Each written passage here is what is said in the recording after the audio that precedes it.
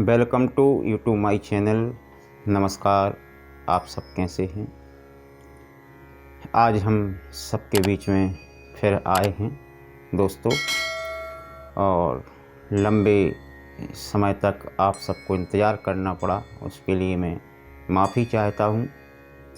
Corona काल में हमने वीडियो अपलोड नहीं किए हैं और अब हम अक्टूबर माह से फिर आपको मेष राशि के जातकों को जानकारी देंगे। सबसे पहले हम जानेंगे कि इस माह में कौन कौन से विशेष पर्व हैं। तो जैसे कि आप सबको पता है कि 21 सितंबर से पितृपक्ष आरंभ हो रहा है और पितृपक्ष में हमें पितरों की आराधना करना अति आवश्यक होता है, क्योंकि यदि हम आराधना नहीं करते और शायद हमारे ऊपर पितरों की कृपा ना हो तो फिर हमारा जीवन ठीक नहीं जाता। इसलिए पितृपक्ष सबसे अच्छा समय होता है पितरों के निमित्त।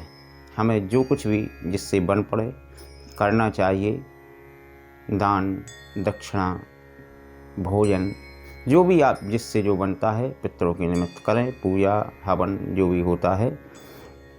उसके बाद 7 अक्टूबर से माता रानी आने वाली हैं, जिसे आप हम सब नवरात्रि कहते हैं। उसमें भी आप व्रत करें, उपवास करें, माता रानी की साधना करें तो मुझे लगता है कि सबके मनोरथ पूर्ण होंगे। 14 तारीख को रामनवमी है और 15 तारीख को विजयदशमी है, और जब आप माता रानी की आराधना करेंगे तो निश्चित है कि हम सबको विजय प्राप्त होगी। अब हम आपके गोचर ग्रह की वो दृष्टि डालेंगे। जैसे कि हमारे सामने आपकी पत्री है, और मेष राशि के जो जातक होते हैं वैसे ही चंचल होते हैं, चतुर होते हैं, सुजान होते हैं और अपने कार्य को करने में दक्ष होते हैं।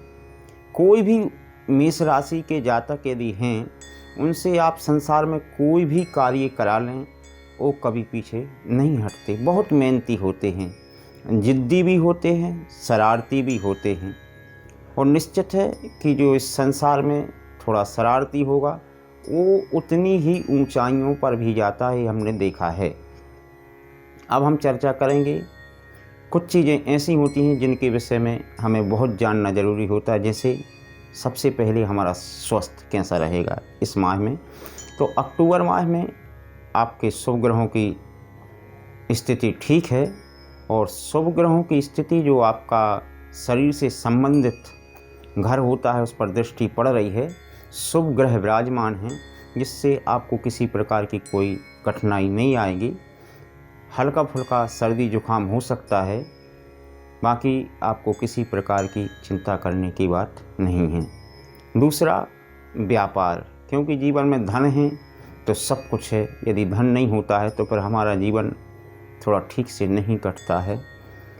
व्यापार का क्षेत्र यदि हम देखें तो आपका व्यापार का स्थान भी गुरु का स्थान है, और गुरु ज्ञान का प्रतीक माना गया है। यदि व्यक्ति की सोच, समझदारी और जिम्मेदारी, यदि ये चीज़ जीवन में ठीक होती है तो वो सब कुछ कर सकता है। आपका गुरु अच्छी स्थिति में है, अच्छे स्थान पर विराजमान है, तो निश्चित है कि जब अच्छे स्थान पर होगा तो आपको अच्छा फल प्रदान करेगा। तीसरा, यदि किसी का मेष राशि के जातकों का विवाह नहीं हुआ है तो इस माह से लेकर के आगे जो शादियों के समय आते हैं आपका विवाह का योग भी बन रहा है, और जिनकी शादी हो चुकी है उनके लिए संतान योग भी बड़ा ज़बरदस्त योग है, योग बन रहा है। आपको किसी भी क्षेत्र में चिंता करने की बात नहीं है। अब कुंडली के अंदर तो बहुत कुछ होता है, लेकिन हम आपको जानकारी पूर्ण रूप से नहीं दे सकते। यदि इससे अधिक आपको जानकारी चाहिए तो हमारी संस्था के नंबर चल रहे हैं। हमारी संस्था का नाम है माधव ज्योतिष रत्न संस्थान। इस पर कांटेक्ट करके आप संपर्क करके छोटे छोटे उपाय आपको बताए जाएंगे। आपको स्वयं करना है और निश्चित है कि वो उपाय करेंगे तो आपको सफलता मिलेगी। यह वीडियो दोस्तों आपको अच्छा लगे लाइक करना, शेयर करना ना भूलें और सब्सक्राइब भी करना। अब हम आपसे इजाज़त चाहेंगे। नमस्कार।